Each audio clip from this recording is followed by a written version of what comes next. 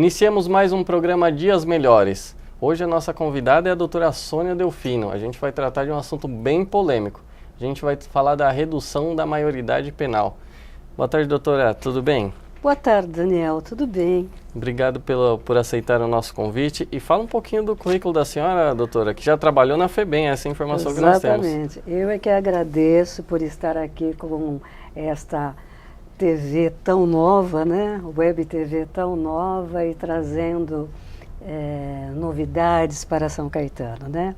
Trabalhei na FEBEM, quando iniciei fui advogada, de advogada fui supervisora técnica, de supervisor técnico passei a presidente da comissão processante de sindicância e o meu último cargo foi diretor de unidade no complexo de Ribeirão Preto. Doutora, é uma função, acho que poucos homens têm coragem de assumir, né? E a senhora, como uma mulher baixinha, inclusive, assumiu e foi bem. Mas eu acho que hoje homens e mulheres estão iguais nas suas profissões, não é verdade, Daniel? Verdade. Então a gente acaba aceitando e contribuindo muito também com aqueles adolescentes que estão lá, né? Interessante. Agora, doutora, vamos ao assunto que é polêmico. Polêmico. Qual que é o ponto de vista da senhora em relação à maioridade penal? A senhora é a favor ou contra a redução? Contra. Quais os motivos, doutora? Fala pra gente. Totalmente contra, Daniel. Contra por quê? Porque nós vivemos num país que ainda não temos políticas públicas para aquele adolescente que vai sair hoje da Fundação Casa e voltar para o seu meio social. Por esse motivo é que eu sou contra. Queira bem ou queira mal, ele na Fundação Casa, ele tem um tratamento psicológico, ele tem um tratamento pedagógico, ele tem as suas refeições, ele tem o seu lazer. Então, ele vai ter aqui fora quando ele sair de lá? E doutora, então a senhora quer dizer que a vivência lá dentro, por conhecer esse sistema como um todo, então os menores, os menores infratores, eles têm uma vida digna, capaz de ressocializar dentro da Fundação Casa, antigamente FEBEM, atualmente Fundação Casa? Existe uma vida digna lá dentro ou é igual aos presídios que a gente vê uma cela que cabe 20 pessoas com 60, 100 pessoas? É uma vida mais digna do que um presídio comum? Doutor Daniel, vou dizer ao senhor que realmente é uma vida digna. Por quê? Porque depende de toda uma equipe. Quando você trabalha em equipe, quando você tem um diretor que se preocupa em ressocializá-lo, você tem o resultado. Eu sempre conto uma historinha que quando chega alguém para ser internado, ele vai se modificando aos poucos. E depois de algum tempo, aquela mesma mão que roubou já está plantando. E isso engrandece a nós que estamos trabalhando. Por isso que nós acreditamos. E a minha grande preocupação hoje, se reduz a minoridade, o traficante vai chegar mais próximo, mais rápido, e vai adquirir esse menino com 15, com 16, com 14. E como é que nós vamos recuperá-lo? E seguindo essa linha, acho que a senhora pegou um gancho muito bom. A gente sabe que muitas vezes o menor é utilizado por traficantes justamente pela, não digo impunidade, ou pelo abrandamento das punições ao menor. Será que se você elevar ou você reduzir a maioridade penal, será que esses menores não vão pensar duas vezes antes de praticar o crime, antes de serem utilizados pelo traficante? Porque muitas vezes o traficante praticou o crime, totalmente, 100%, mas o menor estava próximo e não tinha nem muita relação com a situação em si. mas esse benefício legal da maioridade, não digo impunidade, ou da faixa etária, digamos assim. Então, esse benefício não é um atrativo para o menor assumir o risco em benefício do traficante? Acredito que não, doutor Daniel, porque o traficante ele está aí. Mas ele não seria uma mudar. forma, não seria uma forma da gente, do menor pensar duas vezes? Então ele fala assim, opa, eu tenho 16 anos, então eu vou assumir que não tem problema nenhum para mim, ou o problema é muito pequenininho.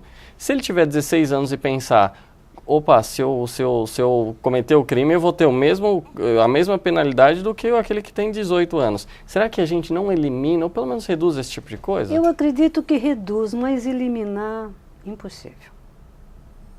Tá. Porque trabalhando como nós trabalhamos, vivendo numa cidade onde eu trabalhei como Ribeirão Preto, que é uma cidade já que é famosa pela droga, né? Já é uma cidade famosa Sim. pela droga. Nós tivemos vários arrebatamentos de menores. Entendi. Né? Quando o menor saía para ir até a audiência, a nossa Kombi era fechada e eles levavam os menores. Imagino hoje em São Paulo como é que funciona.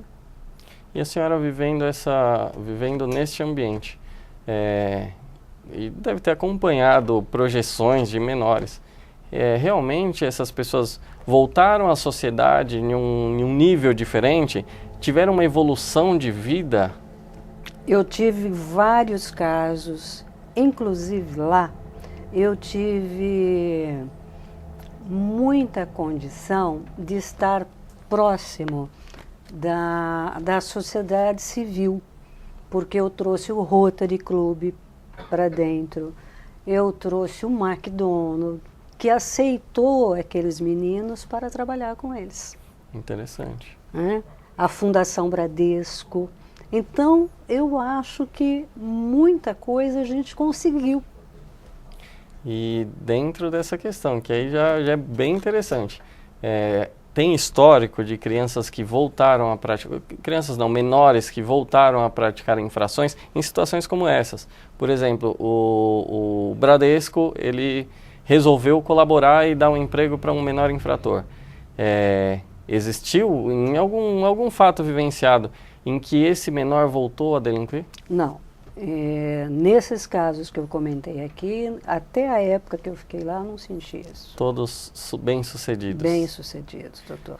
E fazendo um paralelo, eu sei que a senhora não conhece o sistema, ou não sei se conhece, o sistema prisional do Maior. É muito diferente o tratamento entre a Fundação Casa e um presídio comum?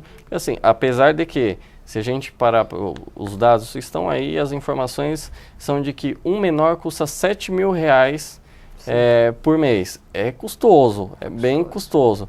Não tem os dados de quanto custa um maior de idade num sistema prisional comum. O paralelo é muita diferença, o paradigma entre uma e outra, o presídio e a... Ah, sim, com certeza, com certeza. Porque nós temos hoje... hoje não sei, eu estou dizendo naquela época, nós tínhamos técnicos o suficiente, nós tínhamos psicólogos, professores, para que estes adolescentes se sentissem melhor. Mas o que existe lá dentro é que quando eles chegam, eles têm, acho que eles morrem de medo de onde eles estão, então eles querem o quê? Eles querem achar que eles são bandidos, que aquilo é uma cadeia. Eles mesmos chamam um e o outro de ladrão. Não é o monitor que está chamando, não é o agente hoje, né? O monitor antigo, mas não é o agente que está chamando, eles mesmos que se denominam assim. Entendi. Agora, a diferença do sistema prisional hoje, o sistema prisional hoje é um sistema totalmente falido. Tanto é que São Paulo tem mais de 200 mil presos. Entendi. Doutora, tem uma pergunta de uma internauta, é a Solange Freitas. Ela quer saber se essa redução não vai, de uma certa forma, potencializar a infração do menor, se ele, é mais ou menos no tema que a gente está abordando, se isso não vai incentivar esses criminosos a continuar, ou essas crianças, se isso não vai estimular, se continuar da forma que está, não vai estimular a criança a continuar praticando crimes. E até dentro da pergunta da Solange, a gente ouve casos em que a criança, ou que o menor, ele dentro do grupinho, ele quer mostrar serviço e fala assim, eu sou mais criminoso que você. Esse tipo de coisa, pelo menos a gente, existem informações nesse sentido. É fato, doutora?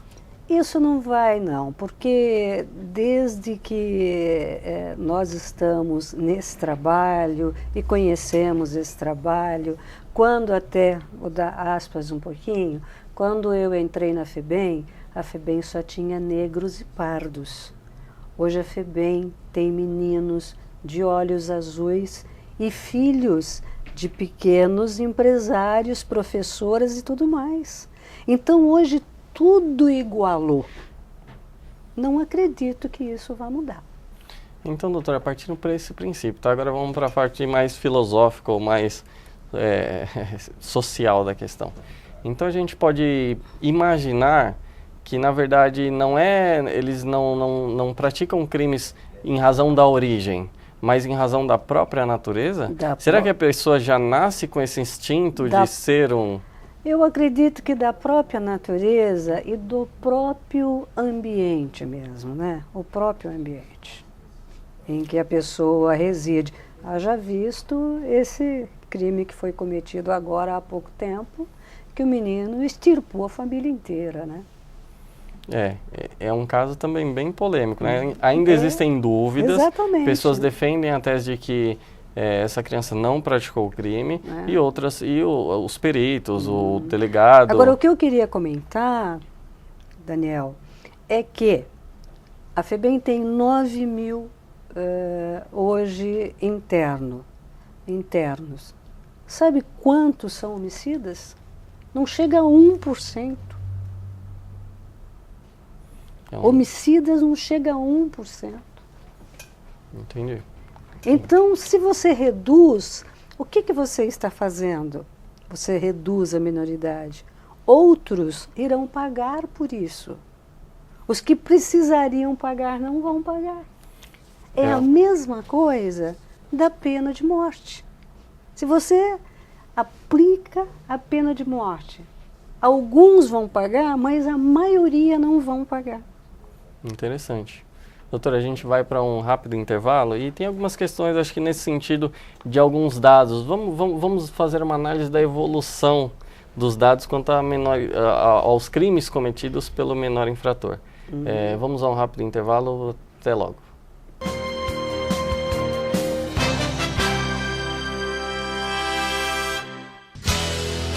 A Santa Vaidade tem o presente ideal para o seu pai. Olha só, kit Dr. Jones com espuma e pós-barba por apenas R$ 80,50. Acompanha uma linda necessaire. Tem mais, perfumes importados em promoção. E se falar que viu este anúncio na Web TV São Caetano, você ganha mais 5% de desconto. Santa Vaidade, Rua Manuel Coelho, 346, Centro de São Caetano. Eu sou Charles Gavan, músico, e falo em nome da saúde do nosso planeta. O Brasil derruba florestas há 400 anos, sempre em nome do desenvolvimento. Está na hora de mudarmos isso. Eu sou o Dado Villa-Lobos e estou com Charles Gavan. Desenvolvimento não pede desmatamento. Por isso, nós assinamos pela lei do desmatamento zero. E você, tá esperando o quê?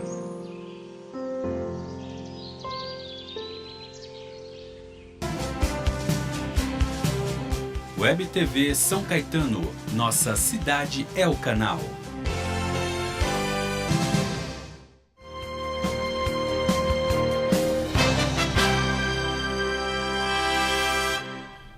Voltamos com o programa Dias Melhores. A entrevistada de hoje é a doutora Sônia, ela que já trabalhou na FEBEM e hoje o assunto é bem polêmico.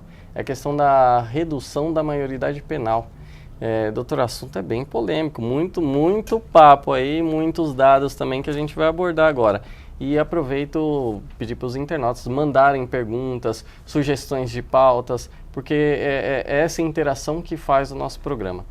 Doutora, a gente falou um pouquinho sobre os dados, a questão da evolução do número de atos cometidos por menor infrator. Aqui eu tenho a informação que em 2012, entre 2011 e 2012, a evolução do número de crimes cometidos por um menor foi de 14,3. Não é um número alarmante? Sim, também acho, concordo. E a que a senhora atribui? A falta de políticas públicas. Aquilo que eu disse a você no início da nossa conversa. O adolescente sai da FEBEM, precisaria ter um acompanhamento e não tem esse acompanhamento.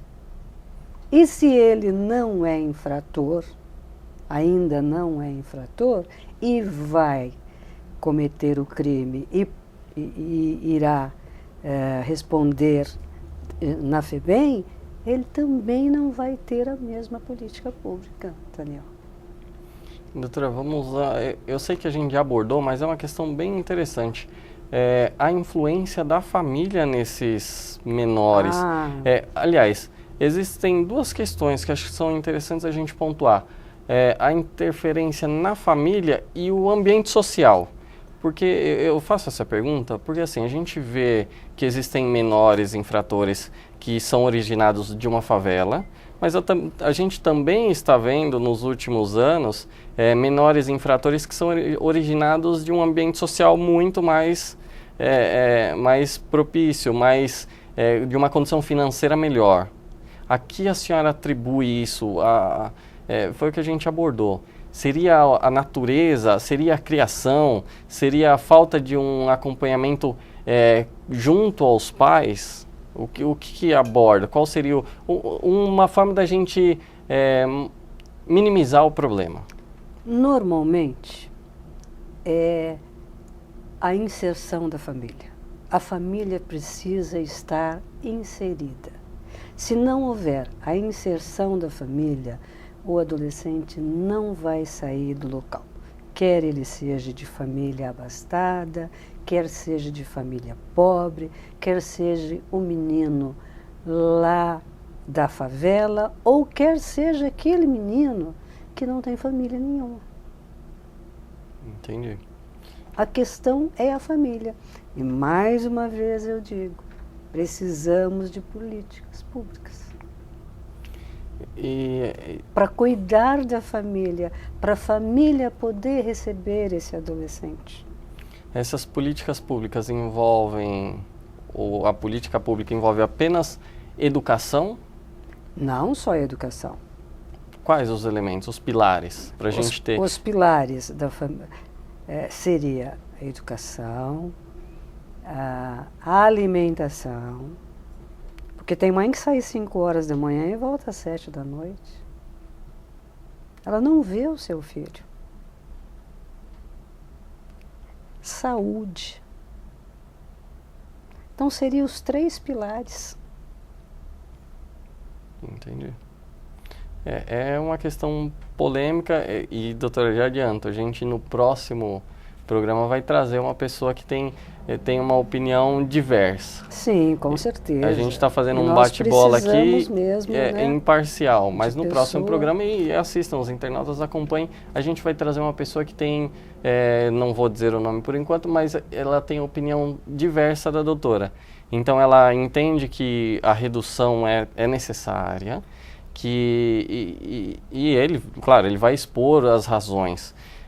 E doutora, uma outra pergunta. Será que a gente não chegou num ponto, a evolução social não chegou a um ponto em que seja necessário essa redução da maioridade penal? Eu digo isso porque, assim, a criança, ou pelo menos há 20 anos atrás, quem tinha 16 anos de idade não tinha uma maturidade ou não tinha o conhecimento que tem hoje. Foi gradativo, a evolução humana foi gradativa. Tanto é que existiu também uma redução da maioridade civil, e que passou para 18 anos. Será que a evolução social não está caminhando para isso? Vou te responder com uma outra pergunta, doutor Daniel. Vamos Hoje, lá. os filhos de 30 anos, 35 anos, 40 anos, continuam morando com os seus pais.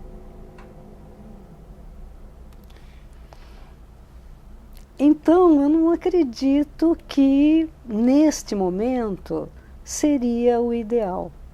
Se fizermos a política pública que eu digo, um pró-jovem, para cuidar realmente, tirar esses meninos da rua, mostrar que a educação é o seu futuro, como diz o Estado, como diz o governo federal, e que até hoje não tomou nenhuma atitude. E as atitudes só são tomadas, doutor Daniel, quando vem à tona as violências. O jovem não está matando todos os dias. E hoje, se você andar na rua, você não sabe quem é infrator, quem não é. Sim. O boné é o mesmo, a bermuda é a mesma, o chinelo é o mesmo e o vocabulário é o mesmo. Então é por isso que eu continuo achando que assim que tivermos condição de respeitarmos a educação, a segurança desses adolescentes, aí sim eu sou a favor. Doutora, uma pergunta pessoal, apesar de que a gente está em público, mas é pessoal voltado ao assunto, tá? A senhora já foi assaltada por algum menor? Não. Quem sabe esse tipo de... A pergunta é no sentido, será que se é muito fácil para a gente analisar de uma forma teórica. Agora, vivenciando, a senhora já foi assaltada ou sofreu algum tipo de violência? Não, eu vou dizer uma coisa para o doutor. Sempre tive escritório no centro da cidade, tanto na Barão de Itapetininga como na Praça da Sé. E andei a pé o tempo inteiro ali. E nem no metrô, nada. Fui assaltada por maior de idade. 5 vezes. Menor de idade? Não. Menor de idade nunca. É uma experiência que eu acho que ninguém quer vivenciar uma experiência dessa.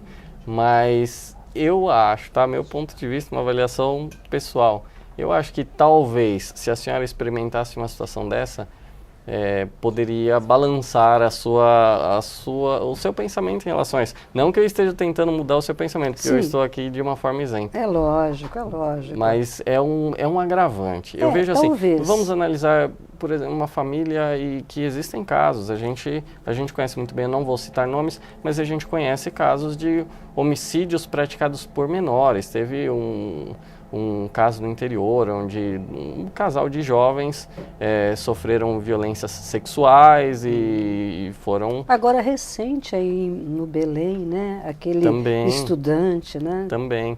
Então, fazendo uma análise em relação à família, eu acho que, meu ponto de vista, eu acho que se torna um pouco... uma impunidade, digamos assim. Até temos uma pergunta de um internauta. Eu puxei esse assunto porque a Maria Luísa está fazendo uma pergunta mais ou menos nesse sentido. Não seria uma forma de impunidade? A gente sabe que se por um acaso um menor de 17 anos pratica um crime, a pena dele é muito menor. Não é uma forma de impunidade a gente deixar que o menor infrator cometa atos infracionais, que é assim que é denominado, e não tenha nenhuma punição mais severa? Não é uma forma de impunidade? Não, mas ele tem uma punição severa. A internação é uma punição super severa. Ele fica 3 anos lá dentro. Agora, imagina para um jovem entrar num local que ele não conhece, perder toda a sua identidade, perde o cabelo, não olha o tempo todo que ele está lá no espelho, porque não existe espelho lá dentro. Né? Ele perdeu a sua liberdade. Para um jovem de 17 anos, perder a sua liberdade é a pior coisa que existe. Então ele está sendo punido até mais do que o assaltante maior. Porque o assaltante maior, ele está lá há 3 anos. O assaltante maior, qualquer crime que ele cometa, ele vai pegar 5 anos e 4 meses. E vai sair por bom comportamento. Eu não sou criminalista, hein, doutor? Mas a gente acaba englobando, né, entrando nessa seara. E, doutor, a gente tem algumas informações. onde apontam que os principais crimes cometidos pelos menores foram furto, roubo e tráfico de drogas. Sim. Será que... Eu sei que cometeram também, tá? Muitas vezes cometeram, sim. Mas também existe aquela questão de assumir a responsabilidade. Doutora, seria uma forma, reduzindo essa maioridade, seria uma forma de minimizar esse tipo de coisa, esse tipo de assumir a responsabilidade? Porque, e no tráfico principalmente. Olha, eu vou dizer para você que não, Daniel. Sabe por quê? Porque eles têm um código. Eles morrem por causa desse código. Eu me lembro, há anos atrás, que um adolescente engoliu um papelote de cocaína lá na Imigrantes para não entregar ao amigo. Nossa. Tá? Isso nos anos de 95, por aí. É uma situação bem complicada. Bem complicada. E, doutora, nessa sua vivência na FEBEM, existem casos inusitados, situações que seriam interessantes para a gente colocar para o público, porque a gente viu na televisão esses dias agressões a menores. Sim, sim. A senhora já presenciou situações parecidas? Não, na minha unidade não, enquanto diretor não, porque era uma unidade menor, é uma unidade muito bem trabalhada, era uma unidade com seus técnicos todos funcionando. Mas enquanto era presidente de comissão processante de sindicância, sim, várias. Interessante. Bom, doutora, a gente está chegando ao fim. O bate-papo foi muito interessante, muito assunto.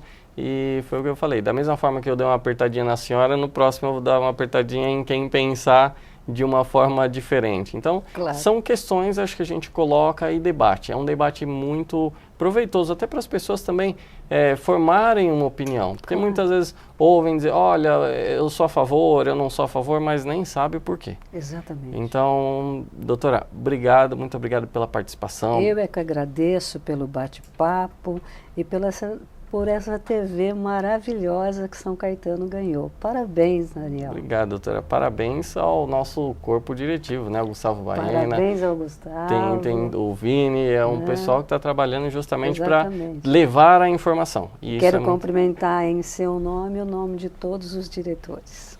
Obrigado, doutora. Tá bom, encerramos aqui o programa Dias Melhores.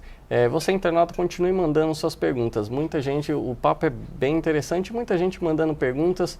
E na próxima semana a gente vai entrevistar uma pessoa justamente no sentido contrário da doutora, que defende sim a redução da maioridade penal. Ficamos por aqui. Boa tarde para vocês. Web TV São Caetano, nossa cidade é o canal.